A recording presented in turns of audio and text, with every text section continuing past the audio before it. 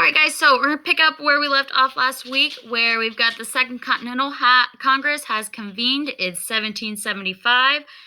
We are in a much different situation in our Second Continental Congress than we were in the first, because now we've actually seen combat. Now we've actually had bloodshed. So this is after Lexington and Concord. And then we've got, the battles at Bunker Hill. We've got the siege of Fort Ticonderoga. So we're actually starting to see some battles begin. And that is going to make these conversations a little more difficult. So if you remember in the video, we are not quite to the point in the Second Continental Congress, in 75 at least, to where independence and breaking away from Britain is a priority. That's still seen as, kind of radical. We have a lot of people advocating for, no, we really need to, try to mend this relationship. But just in case, prepare, for the worst, I guess. And they do this with two things. First, they're going to send the olive branch petition to the king, which we know he pretty much doesn't accept at all. He just declares that we're in a state of rebellion. But on the other note, we do decide we're going to fund a continental army.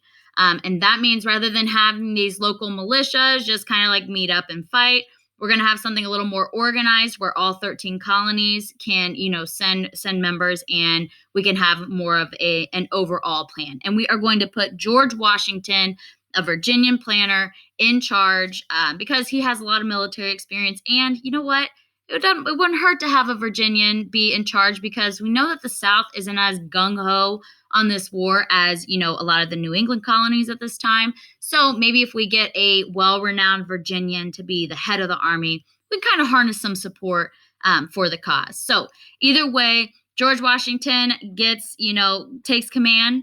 He pretty much immediately heads off to Boston, where the situation is kind of escalating in a sense. Pretty much since the battles of Lexington and Concord, this is the city of Boston where, the British are fortified and kind of living at the time, or quartering at the time.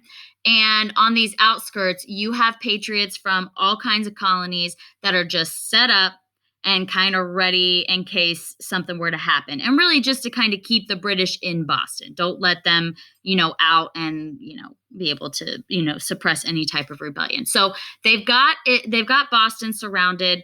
Washington gets there, and he arrives shortly after the battles at Bunker Hill. And his ultimate goal is, he knows he wants to drive the British out of Boston. You get the British out of Boston, this is going to be, great morale for this new Continental Army to kind of come together and, achieve something. And then we can take the city back. So this is his ultimate plan. But remember, things happen pretty slow at this time, especially we're building an army as we're trying to figure all this out. But if you remember, Fort Ticonderoga had been taken by the Americans, and there's a lot of weapons in there, former British weapons in there. But it's miles and miles away. It's all the way in New York. We got to get them to Boston. So Henry Knox is sent on the mission to go and transport those cannons so that we can set them in strategic locations to drive the British out of Boston. That's the goal. Now, during that time, as this is happening, that's when we get the king's response to the olive branch petition, which, if you did finish the Nearpod, that was the video where, Hancock is reading this petition this proclamation that the king sends to the colonies, which pretty much how he's going to respond to Olive Branch is, yeah, I'm not even going to read it. You guys have done too much. It's very clear you're in a state of rebellion. We're not going to put up with this. So he declares the colonies to be in a state of rebellion. He uses this proclamation for suppression and sedition to basically say that all forces are going to be used to suppress or to put down this rebellion. So if you're living in the colonies, you do everything to help find these treasonous people that are, committing conspiracy against our government. And if you are aiding in this rebellion, then you will be considered a criminal and wanted for treason, which at the time is going to be punishable by hanging. So pretty much everything the Second Continental Congress has been doing, everything these Minutemen have been doing, and setting up a Continental Army at all, every one of them are doing just this, committing treason. But this is important too. The fact that the king shows basically no interest at all in mending the relationship between the two, this is going to draw more people towards this, at one time, very radical idea of breaking away from Britain.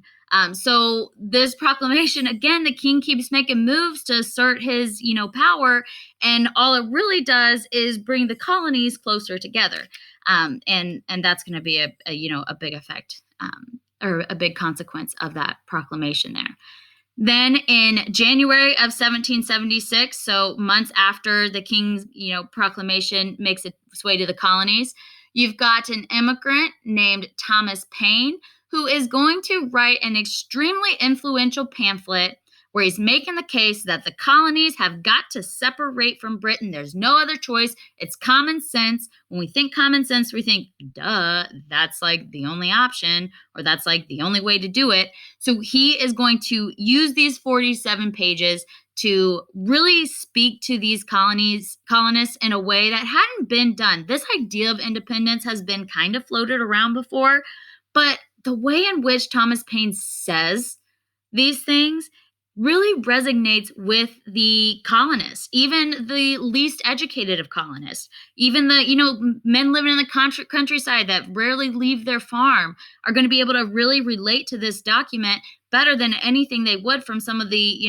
more profound writers of the day, because he speaks to the people. He uses common language. He uses the Bible, which everybody knows at this time in essence, and he's going to use direct language. He's going to speak like they do. And he's going to use modern examples that are really easy to kind of relate to. So the whole gist of this is that it's common sense. No other choice. If you want your freedoms, you have got to break away from the mother country. So because common sense was able to be produced at a very large scale, you've got printing presses that are really pushing this through. And it's going to reach thousands upon thousands of colonies just within the first few months. And even if you didn't actually purchase Common Sense, you have heard it read somewhere. Washington is even going to have it read to his army for inspiration. And yes, it's another form of propaganda. Is he over-exaggerate some of the things that the king and parliament have been doing? Absolutely. But it works. It gets people to really, those ones that were neutral, which we believe were most of the colonists at that time, are going to read Common Sense and really start to sympathize, or empathize at least, with the patriots and kind of be, more supporting them. We're going to have that 20% that are going to remain loyal to the king. But for the most part, if, the petition that the king sent didn't do it, Common Sense did. And it's going to be extremely important in the scheme of things to get people to really realize how absurd it is for, this tiny island to be, controlling us. All right. So he does, like I said, speak in common language. He doesn't speak over people's heads. One of the more famous lines is, "There's something very absurd in supporting a continent to be perpetually or forever governed by an island," because you think of America, this is a big, large area, even if it's just the 13 colonies, whereas Britain or the UK is, really just a very small, group of islands in a sense. So if you're a Hamilton fan, this is what the line in the song refers to. It says, "Why should a tiny island across the sea regulate the price of tea?" Like, why are we letting these guys tell us what to do? We are literally so much bigger than them. We have so many more resources. They rely on us for everything. What are we doing? And off to the right, you'll see some other famous quotes that Thomas Paine had. But he is successful in getting to the little guy, right? The ones that are actually going to be out there and fighting in the war. So Common Sense is going to go down as one of the more influential documents of our history. All right. So now we're kind of following this timeline. He, releases Common Sense in January. By March, Henry Knox has gotten all those cannons transported to Boston. And basically, they set them up all around the city, and they just start bombarding British forces for 2 days straight. Finally, Washington is able to move to the most strategic position in Boston, which would be Dorset Heights. It's overlooking Boston Harbor. And by this time, after taking 2 days of abuse, you've got, if you look at the map, you can see where all these cannons have been set up and where they're just firing right into the British. They realize, we got to get out of here. Once Washington takes Storshire Heights, they know that's too strategic of a position. There's no way out by land to spread out, reconvene. We're literally sitting ducks here, sitting here in this, town of Boston that's just being bombarded right now. So they load their ships and they begin to retreat out of Boston. So this is a huge moral victory, right? They're able to push the British out. They can take the city of Boston back.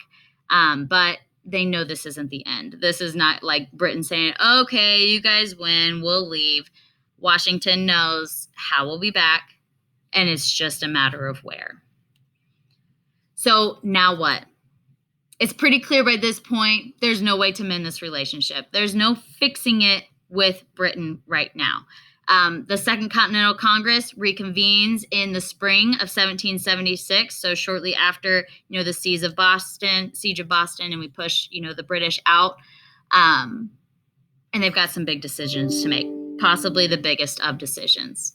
Washington needs money. He needs supplies. One of the only ways to do that is to get some allies from other countries, because other countries have all of those things. We do not. We were used to getting all those things from Britain, which now we're fighting. So I doubt they're going to give us supplies anymore. So we've got to take this stance. And if you look at it from a foreign nation, especially France, that's who we really want. If France is looking upon this, they're just saying, oh, this is just like a kind of like a civil dispute between the colonies and Britain. Like, yeah, I get it. They're mad, but they're not really serious about wanting independence. So they've got to convince other foreign nations that, no, we are dead serious. We do not want to be a part of Britain anymore. We need you on our side. Eventually, they're going to be successful at doing that, but they've got to make some grand stand to prove it. They also have to prove to the colonies that they're not just rebelling, and that this is a whole movement, that we no longer feel it's in our best interest to be a part of Britain anymore. So they've got to prove to their own colonists, they've got to prove to the rest of the world, and then they've got to tell Britain why they're wanting to be independent. So this gives them two choices. They can declare the independence, or they can submit to the king. We know they're not going to do that. They are for sure going to declare independence, and that is going to give them the standing that they need, at least for the time being. We'll talk about that tomorrow. Mm-hmm.